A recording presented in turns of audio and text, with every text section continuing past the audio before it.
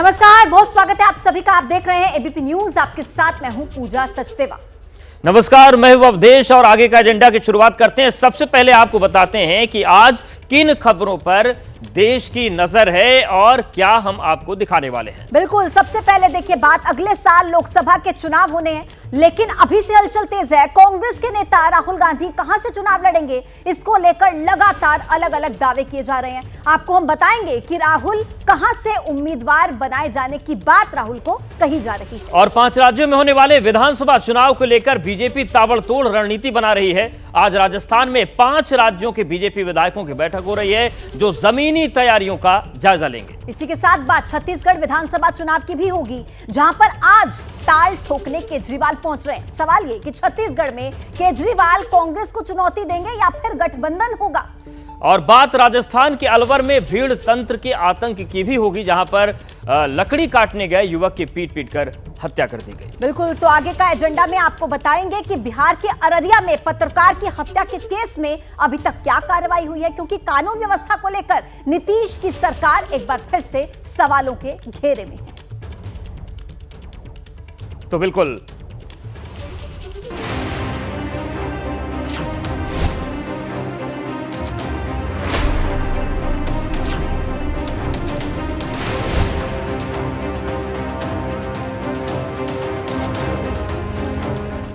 तो शुरुआत करते हैं अररिया पत्रकार हत्याकांड की, जिसमें 4 आरोपी गिरफ्तार हुए हैं और सभी गिरफ्तार आरोपी एफआईआर में नामजद हैं। 11 बजे अररिया एसपी जांच पर खुलासा करेंगे। कल सुबह घर में घुसकर उनकी हत्या की गई थी। पत्रकार विमल कुमार यादव की हत्या हुई थी। आपको बता दें कि कुछ साल पहले उनके भाई की भी हत्या की थी और इस पूरे मामले में 4 गिरफ्तारी हुई हैं। इसको लेकर एक प्रेस कॉन्फ्रेंस भी होनी है।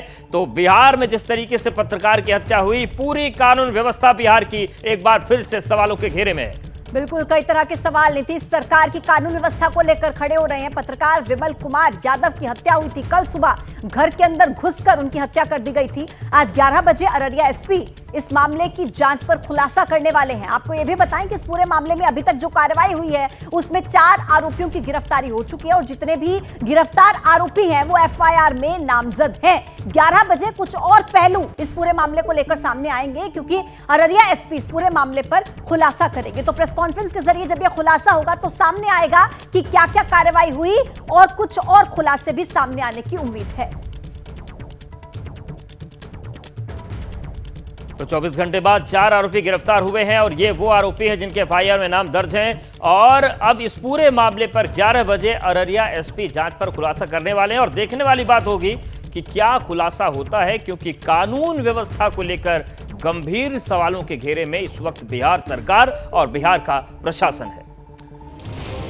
तो देखिए, मुख्यमंत्री नीतीश कुमार 24 की तैयारी में बिजी हैं, तो दूसरी तरफ बिहार में लॉ एंड ऑर्डर सवालों के घेरे में है। शहर शहर से सामने आ रही हत्या की वारदातें अपराधियों के बुलंद हौसलों की गवाही दे रही हैं। अगस्त में अपराधियों ने एक बार नहीं बल्कि कई बार कानून व्यवस्था को चुनौती देने का काम किया।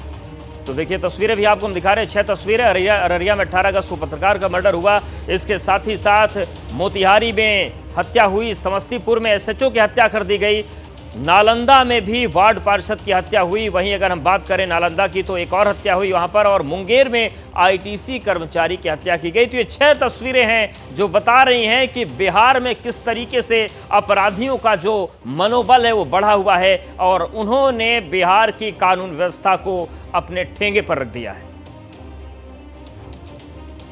तो ज्यादा जानकारी देंगे पटना से प्रकाश कुमार इस वक्त हमारे साथ जुड़ गए हैं। प्रकाश, पत्रकार हत्याकांड में गिरफ्तारी को लेकर और क्या जानकारी आपके पास है? यह हत्या क्यों की गई, क्या सामने आ रहा है?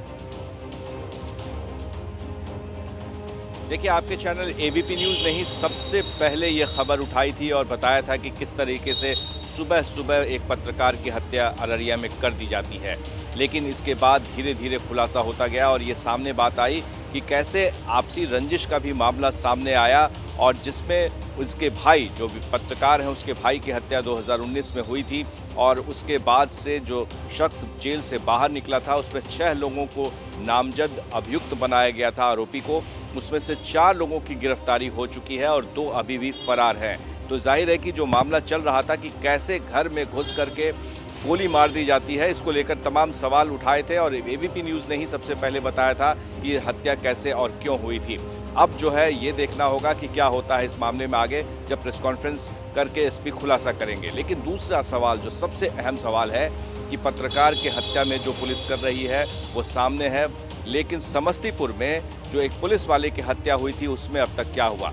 हालांकि वहां के एसपी ने दावा किया था कि 10 दिन के अंदर में जो भी आरोपी है उसे खोज निकालेंगे, लेकिन आज 4 दिन हो गए हैं, अब तक एक भी सुराग प्रकाश, क्या ये ताबड़तोड़ कार्रवाई केवल इसलिए हो रही है क्योंकि मामला सुर्खियों में आ गया, पूरे देश में चर्चा होने लगी और सवाल उठने लगे? वरना हालात ये है कि लोगों की जान जा रही है और किसी को कोई फर्क नहीं पड़ रहा है बिहार में।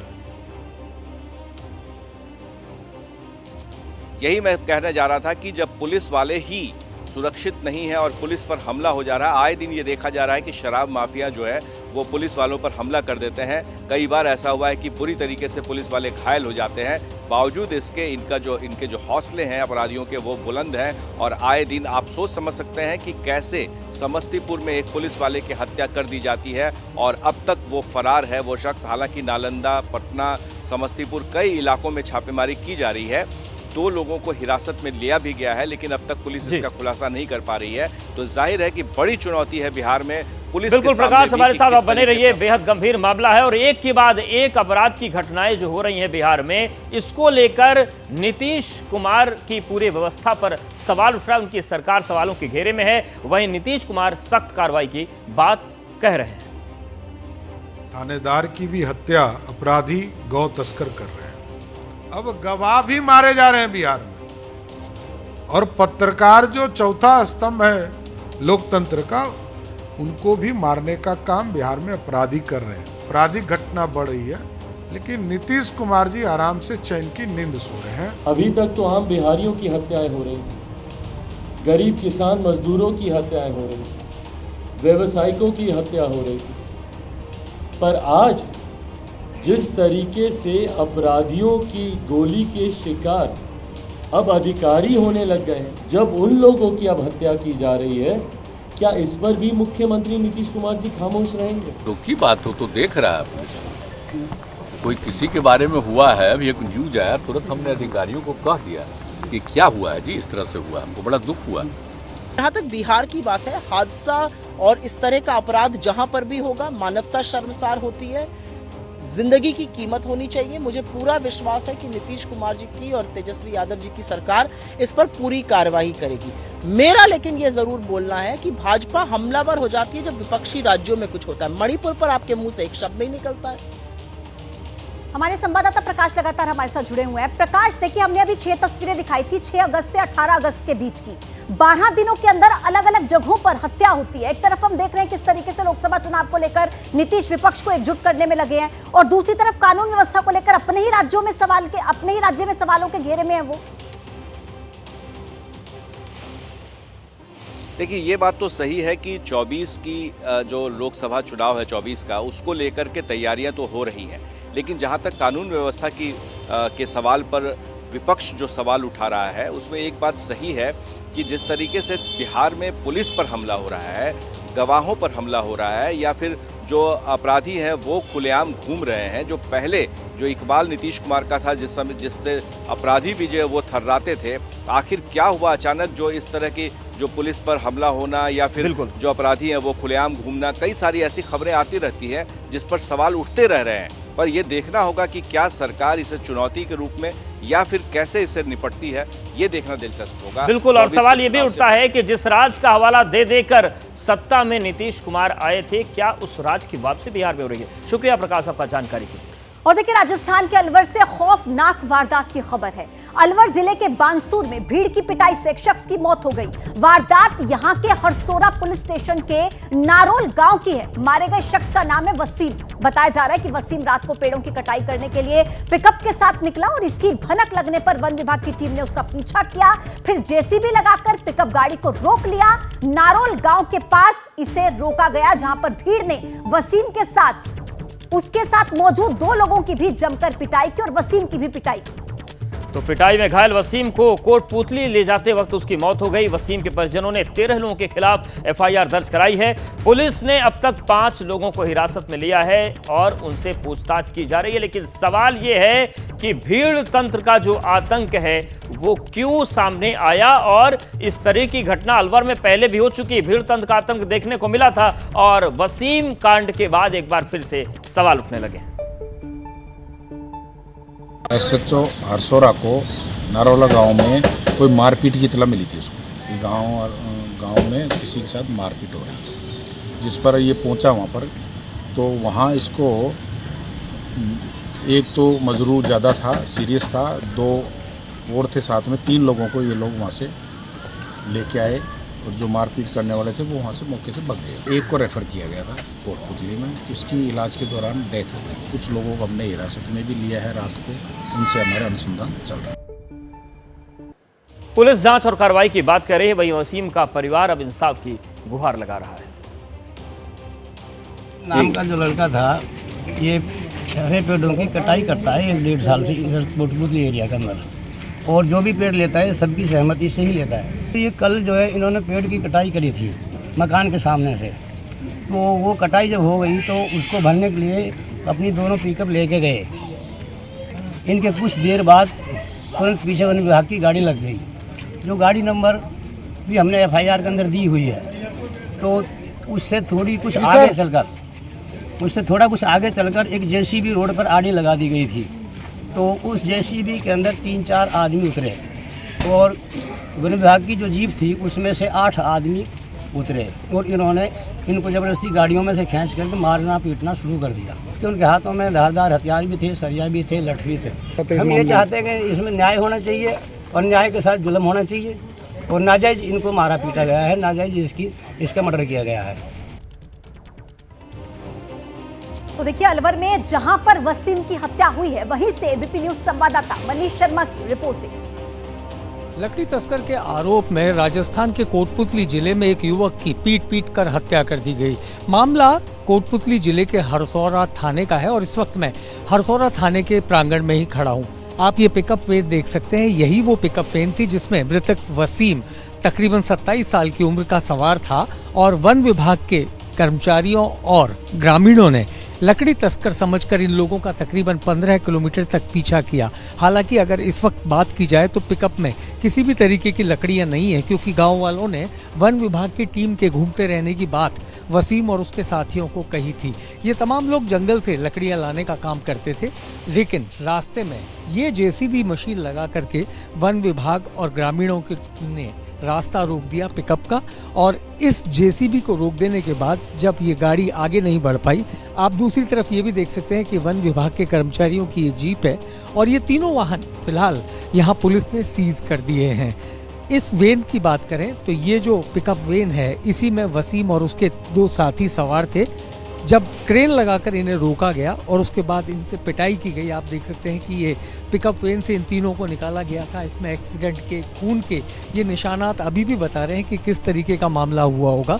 निर्ममता पूर्वक बताया जा रहा है कि लाठियों, सरियों और धारदार हथियार से इन तीनों की पिटाई की गई। इस दौरान 2 युवक तो घायल हो गए और बेहोश हो गए, लेकिन वसीम जो था वो इनके हत्थे चढ़ गया और उसकी बुरी तरीके से पिटाई की गई, और नतीजा ये हुआ कि उसको अस्पताल ले जाना पड़ा और इसी दौरान इलाज के वक्त उसकी मौत भी हो गई। पुलिस ने तकरीबन 13 लोगों के खिलाफ इस मामले को दर्ज किया है, जिसमें हत्या का मामला भी दर्ज है, जिसमें वन विभाग के कर्मचारी और ग्रामीण भी बताए जा रहे हैं, लेकिन अभी तक किसी की गिरफ्तारी नहीं दिखाई गई है। केवल हिरासत की बात पुलिस ने कही है। इस बीच टपुकड़ा, जहां का वसीम रहने वाला था, वहां उसके परिवार वालों ने उसके शव को कोटपुतली में पोस्टमार्टम कराने के बाद उसके अंतिम संस्कार की तैयारी है, लेकिन ये तीनों वाहन अभी पुलिस की गिरफ्त में है। पुलिस ने इन्हें जब्त कर रखा है और अब पुलिस इस मामले का अनुसंधान कर रही है। कैमरामैन गोविंद साहू के साथ मनीष शर्मा, थाना हरसौरा, जिला कोटपुतली, एबीपी न्यूज। और हमारे सहयोगी मनीष हमारे साथ बने हुए हैं। मनीष, आपके पास आ रहे हैं। जिस तरीके से पूरी घटना हुई है, कानून व्यवस्था पर तो सवाल है, लेकिन आपने बताया कि हिरासत में तो लिया गया है, गिरफ्तारी की बात सामने नहीं आ रही है। क्या कानूनी कार्रवाई में देरी इसलिए है क्योंकि वन विभाग के कर्मचारी और अधिकारी भी आरोपों के घेरे में है?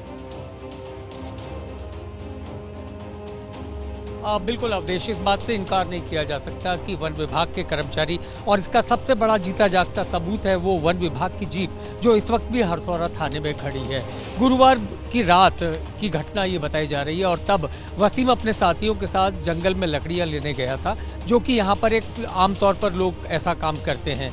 इसी बीच उसे गांव वालों ने बताया कि आज वन विभाग की फ्लाइंग घूम रही है, तो आप लकड़ियां मत ले जाइए। इस दौरान वसीम ने अपनी इसी पिकअप में कुछ लकड़ियां भर ली थी, लेकिन जब गांव वालों ने उसे बताया तो उसने उन लकड़ियों को वहीं खाली कर दिया और तब इस पिकअप में ये लोग भागना शुरू हुए, जैसा कि आप देख सकते हैं इस वक्त।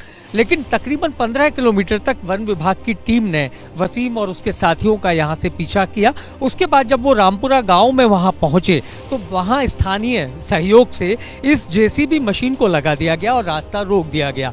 रास्ता रुक जाने के बाद वो बेहद सकड़ा रास्ता है और वहां से वसीम और उसके साथी अपनी पिकअप को वापस नहीं ले पाए, क्योंकि तब तक वन विभाग की टीम भी वहां पहुंच गई थी, ग्रामीण भी वहां पहुंच गए थे और वहीं से मारपीट का सिलसिला शुरू हुआ। तब वसीम और उसके जो 2 साथी थे, जिनमें एक उसका चचेरा भाई भी शामिल है, वो दोनों तो मौके पर ही घायल हो गए। हालांकि उनके साथ भी मारपीट की गई, लेकिन तब वसीम के सीने में, यानी कि बताते हैं उसका हार्ट पंक्चर हो गया था और काफ़ी हद तक उसके जो हृदय था वो पूरी तरह से डैमेज हो चुका था। तब उसे अस्पताल ले जाया गया, लेकिन उसकी वहाँ मौत भी हो गई। टपुकड़ा से उसके तमाम लोग जो घर परिवार के लोग थे, जब वो लोग आए और उन्होंने अपने परिजन के बारे में पूछताछ की, इस खबर पर उसके नजर बाद ये बनाकर मामला रखिएगा। उजागर जैसे ही कोई और अपडेट आपको मिलता है, हम तुरंत आपके पास वापस लौटेंगे और जानेंगे कि इस पूरे मामले में कहां तक कार्रवाई आगे पहुंची। और चलिए अब आगे बढ़ेंगे, बात करते हैं सियासत की। राजस्थान विधानसभा चुनाव के लिए बीजेपी की बड़ी तैयारी। आपको बताएं कि 5 राज्यों के विधायक राजस्थान में सर्वे करेंगे। 200 सीटों के लिए बीजेपी विधायकों को सर्वे की जिम्मेदारी सौंपी गई है। हर सीट पर 7 दिन तक कैंप करेंगे विधायक और केंद्रीय नेतृत्व को फिर इसका फीडबैक सौंपा जाएगा। आपको बताएं कि बड़ी तैयारी बीजेपी की राजस्थान विधानसभा चुनाव के लिए सर्वे की बात कही जा रही है। 200 सीटों के लिए बीजेपी विधायकों को सर्वे की जिम्मेदारी सौंपी गई है और हर एक सीट पर 7 दिन तक विधायक जो है कैंप करेंगे, सर्वे करेंगे। फिर इसका जो फीडबैक रिपोर्ट होगी उसे केंद्रीय आलाकमान को सौंपा जाएगा। मनीष हमारे साथ लगातार बने हुए हैं। मनीष, जिस तरीके से राजस्थान में बहुत ही जल्द चुनाव है और बात कही जा रही है कि सर्वे होगा, ऐसे में सबसे बड़ा सवाल ये, किस तरीके से भीड़ को कानून हाथ में लेने की इजाजत दी जा सकती है, ये हमने आपसे पूछा, जाना। लेकिन अभी जो राजस्थान में फिलहाल तस्वीरें सामने आ रही हैं चुनाव को देखते हुए, क्या आपको लग रहा है कि इसका भी असर देखने को मिलेगा और सर्वे में क्या इस बात को, कानून व्यवस्था का जिक्र भी किया जाएगा? बिल्कुल पूजा, इससे कोई दो राय नहीं है कि ये जो बीजेपी का सर्वे है, ये पहली बार इस तरीके से बीजेपी चुनाव के तकरीबन 3 महीने पहले इस सर्वे को अंजाम देने जा रही है। खास बात यह है कि 5 राज्य यानी कि दिल्ली, हरियाणा, उत्तर प्रदेश, गुजरात, उत्तराखंड, हिमाचल के भी कुछ विधायक आने वाले थे, लेकिन वहाँ प्राकृतिक आपदा की वजह से वो जयपुर नहीं पहुँच पाए। फिलहाल 5 राज्यों के तमाम विधायक जयपुर के होटल इंडियाना, जो कि आमेर इलाके में है, वहाँ पर पहुँच चुके हैं। कार्यशाला शुरू होगी जिसमें संगठन से जुड़े हुए लोग इन तमाम विधायकों को उनके क्षेत्रों की जानकारी देंगे।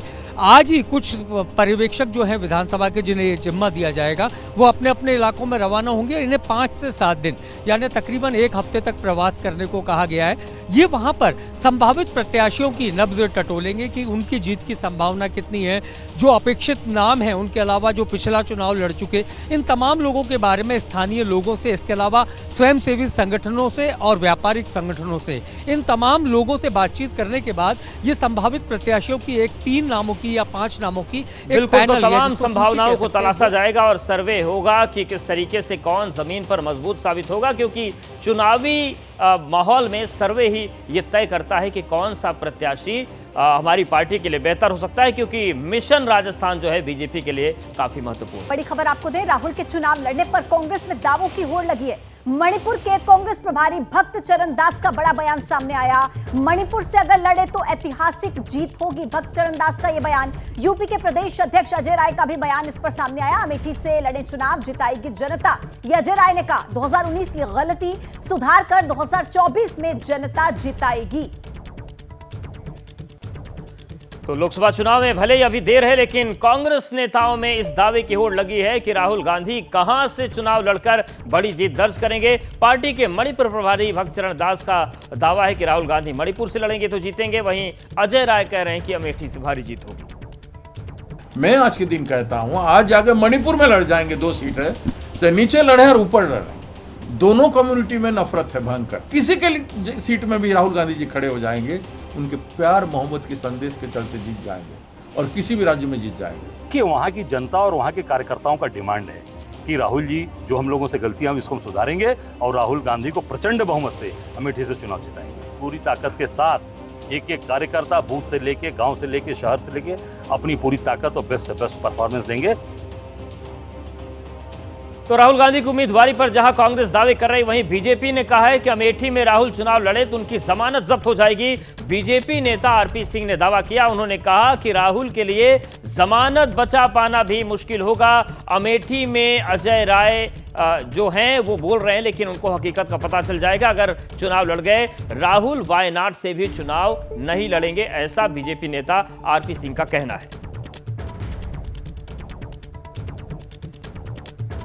लोग सवाल उठा रहे थे, अमेठी छोड़ के चले गए, लेकिन अजय राय कह रहे हैं चुनाव लड़ेंगे और जीतेंगे भी। ये इस साल का सबसे बड़ा राजनीतिक मजाक है।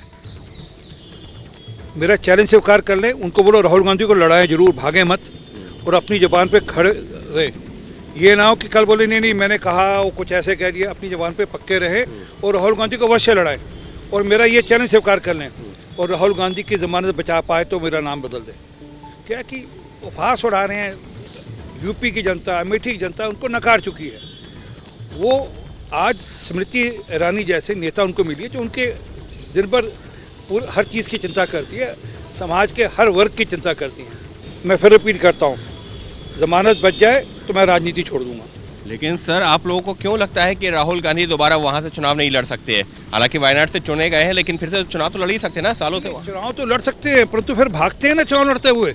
फिर चुनाव अमेठी छोड़कर फिर कहीं और अगला कोई वायनाड ढूंढेंगे। अब वायनाड से भी नहीं चुनाव लड़ेंगे वो, ये भी मेरी बात समझ लीजिए। इस बार वायनाड से भी नहीं चुनाव लड़ेंगे, वह कोई और कॉन्स्टिट्यूंसी ढूंढेंगे।